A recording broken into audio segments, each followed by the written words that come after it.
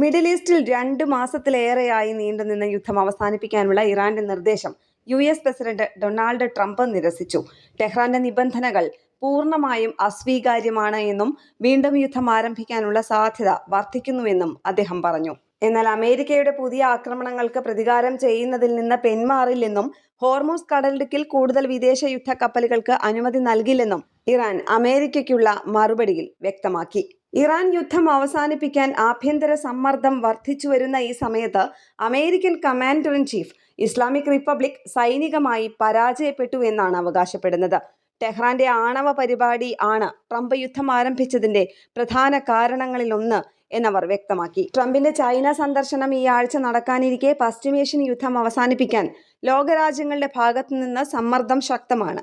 യുദ്ധം സൃഷ്ടിച്ച ആഗോള ഊർജ്ജ പ്രതിസന്ധിയും സാമ്പത്തിക തകർച്ചയും ലോകരാഷ്ട്രങ്ങളെ കടുത്ത ആശങ്കയിലാഴ്ത്തി.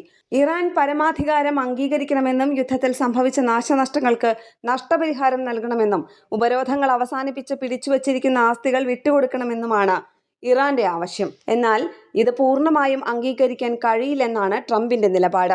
പിന്നീട് മാധ്യമപ്രവർത്തകനായ ഷാരിൽ ആറ്റ്കിൻസണുമായി സംസാരിച്ച ട്രംപ് ഇറാന്റെ സമ്പുഷ്ട യുറേനിയം ശേഖരം US സൂക്ഷ്മമായി നിരീക്ഷിക്കുന്നുണ്ടെന്നും അവകാശപ്പെട്ടു. ഇന്റർനാഷണൽ ഡെസ്ക്, കേരള പ്രണാമം.